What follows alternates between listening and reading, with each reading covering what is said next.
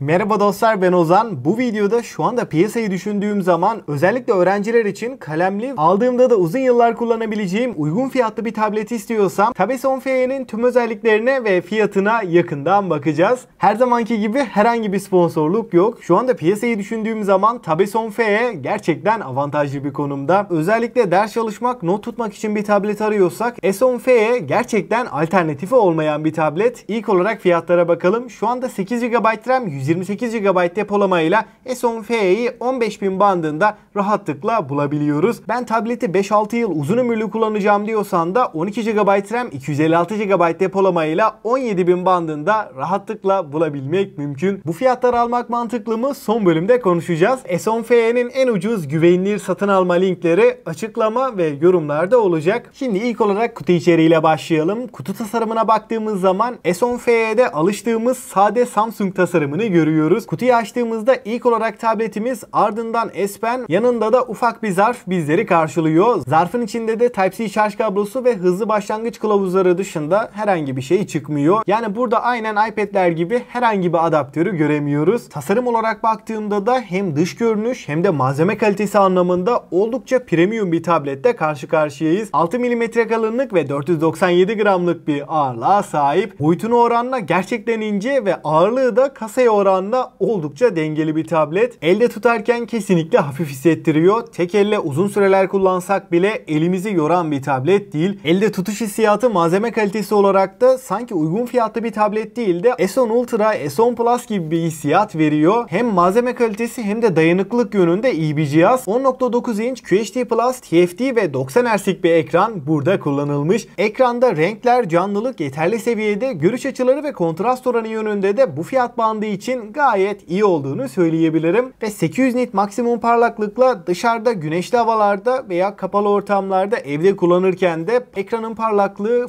fazla yeterli. Fakat ben bu fiyat bandında diğer Android rakipleriyle kıyasladığımda 120 Hz'in olmasını beklerdim. Donanım tarafında S9 Fe'ye oranla sağlam bir geliştirme var. Burada Galaxy A56'da da gördüğümüz 4 nanometre Exynos 1580'i görüyoruz. 8 ve 12 GB'lık iki farklı RAM, 128 ve 256 GB'lık iki farklı depolama ile geliyor. Performans olarak günlük kullanımda arayüzde, menüde yağ gibi akan bir tablet. Uygulama açılış hızları gayet yeterli. Oyunlarda da PUBG, Call of Duty Mobile gibi oyunlarda en düşük ayarlar 90 FPS, yüksek ayarlarda da 60 FPS'i rahat görüyoruz. Burada tableti yarım saat, 1 saat uzun süreler zorladığımızda da Exynos 1580 ile ara lag, donma, takılma, FPS drop'u gibi sorunlar yaşamıyoruz. Yani bu fiyat bandı için düşündüğümde gayet yeterli bir işlemci ve alıp uzun vadeli kullanmak açısından da performans anlamında bence en az 4-5 yıl hiçbir problem yaşatmayacaktır. Tablette daha çok oyun oynuyorum veya arka planda 5-6 uygulamayı sürekli aktif şekilde kullanıyorum diyorsan 12 GB RAM bu noktada biraz daha mantıklı. İkisinin de linklerini aşağıya koyacağım. S10 Fe'nin performansını genel olarak değerlendirirsem günlük kullanımda ders çalışmak, video izlemek, içerik tüketmek için de oldukça yeterli. Ara sıra oyun oynarım. Oyun tarafında da beni üzmesin diyorsan iki anlamda da yeterli bir tablet. S Pen'le beraber de S10 Fe ile not tutmak, çizim yapmak, tepkisellik anlamında gayet iyi bir deneyim sunuyor. Buradaki 90 Hz'lik ekranla da gecikmesiz bir deneyim verdiğini söyleyeyim. Yapay zeka tarafında da Circle to Search gibi özellikleri yine kullanabiliyoruz.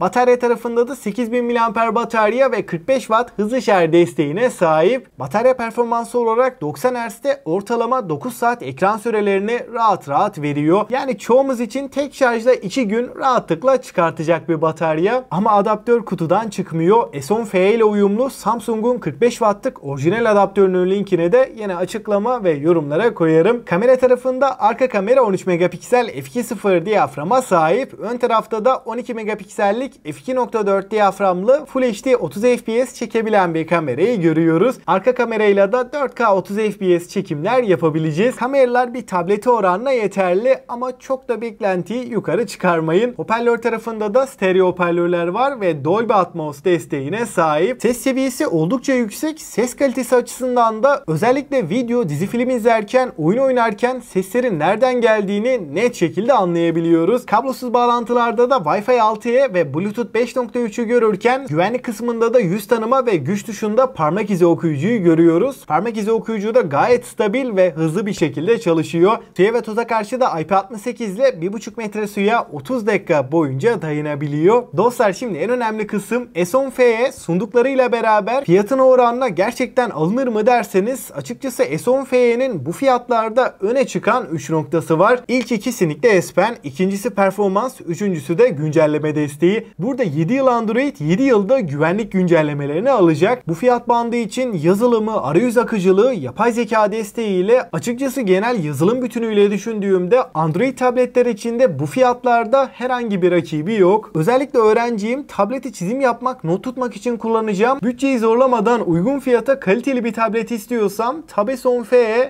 bu noktada en iyisi. Evet, hep artılardan bahsettim fakat S10F'nin eksilerine gelecek olursak burada 120 Hz'in olmaması ve kutu içeriğinden bir adaptörün çıkmaması S10F'nin bu fiyatlardaki rakiplerine oranla en büyük eksileri. Bunların dışında genel bütünüyle değerlendirdiğimde de S10F'ye fiyatının hakkını kesinlikle veren bir cihaz olmuş. Son olarak fiyatına oranla sunduklarıyla beraber bir not verecek olursam benden 9 puanı aldı. S10F'nin en ucuz güvenilir satın alma linkleri açıklama ve yorumlarda olacak. Oradan rahatlıkla alabilirsin. Aklına takılan bir şey olursa da yine mutlaka yorumlarda buluşalım. Elimden geldiğince cevaplamaya çalışıyorum. Bu tarz tarafsız incelemelerin devamı için de alt taraftan beğenip abone olup zili açmayı unutma. Destekleriniz benim için çok önemli. Ben Ozan. Sonraki videoya kadar kendinize çok iyi bakın.